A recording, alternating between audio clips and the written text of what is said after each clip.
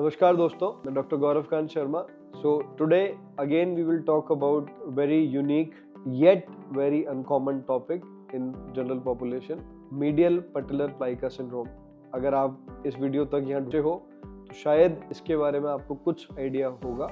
Medial patellar प्लाइका syndrome एक condition है जो काफ़ी अनकॉमनली डायग्नोस्ड, जिसके बारे में जनरल अवेयरनेस जनरल पॉपुलेशन में तो बहुत ही पुअर है, बट मेडिकल पॉपुलेशन के अंदर भी इस एंटिटी के बारे में बहुत ज़्यादा अवेयरनेस नहीं है. तो क्या होता है मीडियल पटेलर प्लाइका सिंड्रोम?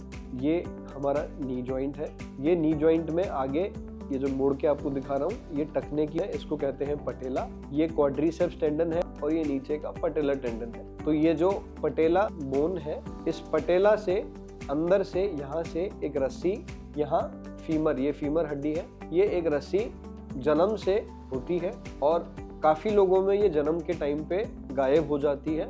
इसको कहते हैं मीडियल पटेलर प्लाइका.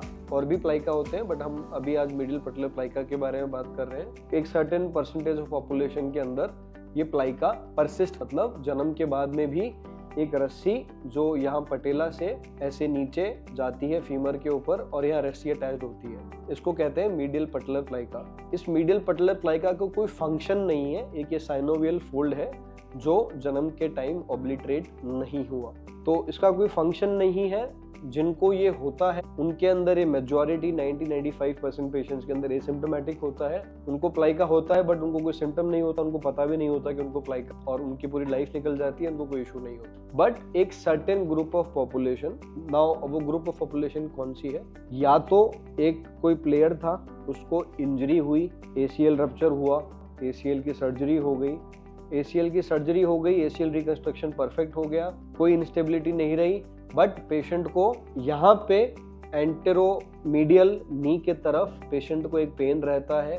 कई बार एक स्नैपिंग सेंसेशन आती, वो उनको महसूस होता है कि अंदर कुछ स्नैप हो रहा है, कुछ इरिटेट कर रहा है. कुछ पेशेंट्स को बर्निंग पेन होता है. काफ़ी पेशेंट्स को थोड़ा भी जंप करने में या स्टेयर्स ऊपर नीचे चढ़ने उतरने में प्रॉब्लम होती है. कुछ पेशेंट्स इतने ज़्यादा परेशान हो जाते हैं कि उनको रात को सोते टाइम भी अगर वो करवट लेते हैं तो वो प्लाइका उनको इरिटेट करता है और उनकी नींद खराब होने लग जाती है. Overall poor quality of life हो जाती है. एथलीट्स हैं, उनके अंदर वो स्पोर्ट्स खेल नहीं पाते बिकॉज ऑफ द पेन जो एंटेरोमीडियल नी पेन हो. तो बेसिकली होता क्या है, ACL जब इंजरी हुई, ACL रिकंस्ट्रक्शन कर दिया, बट उस टाइम इंजरी की वजह से प्लाइका भी इंजर हो गया था. तो प्लाइका इंजर होने से प्लाइका मोटा हो गया. प्लाइका मोटा हो गया तो आप अब ये मानो कि अगर ये एक स्पेस है, उसके अंदर एक पतली रस्सी पड़ी थी, वो कुछ दिक्कत नहीं करती थी, बट वो रस्सी मोटी हो गई, डबल हो गई साइज में, ट्रिपल हो गई साइज में.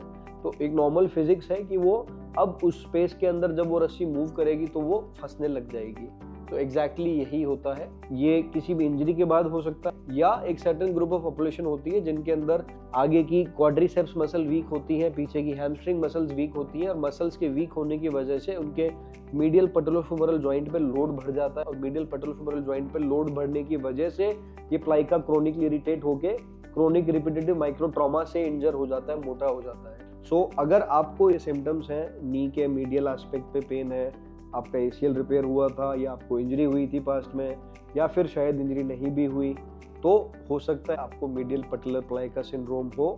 इसका डायग्नोसिस बहुत आसान है. एक तो क्लिनिकल डायग्नोसिस होता है on the basis of suspicion and clinical examination, and इसके अंदर हम अल्ट्रासोनोग्राफी कर सकते हैं नी जॉइंट की, जिसके अंदर अल्ट्रासोनोग्राफी में देखा जा सकता है कि प्लाइका मोटा है क्या, मोटा है तो उसकी थिकनेस कितनी है, और MRI भी किया जा सकता है जिसके अंदर प्लाइका को आइडेंटिफाई किया जा सकता है. अगर प्लाइका के क्रोनिक इरिटेशन की वजह से कई कार्टिलेज जो है मीडियल पटेलर आर्टिकुलर कार्टिलेज, ये कार्टिलेज को वो रस्सी घिस के वो उसको डैमेज कर देती है. तो MRI पे हम वो भी देख सकते हैं, MRI की जो आर्टिकुलर कार्टिलेज है पटेला की, वो कितनी घिसी है, कितनी डैमेज हुई है. इसका ट्रीटमेंट सिंपल होता है.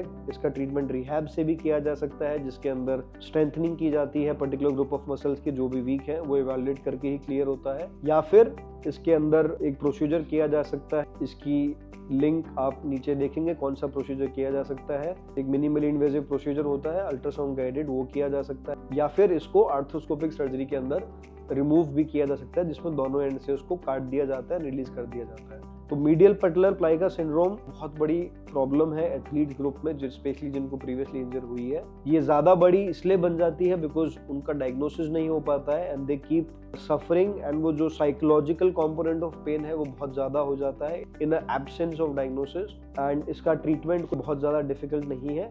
सो जो इम्पोर्टेंट है वो ये है कि मीडियल पटेलर प्लाइका सिंड्रोम का डायग्नोसिस बने। तो अगर आपको ये वीडियो देखने के बाद लगता है कि आपको शायद ये हो सकता है, तो आप अपने नियरेस्ट एक्सपर्ट जो कि केपेबल हो इसका डायग्नोसिस एंड ट्रीटमेंट के लिए, उनसे मिलें और इस प्रॉब्लम से छुटकारा पाएं जल्दी से। Thank you.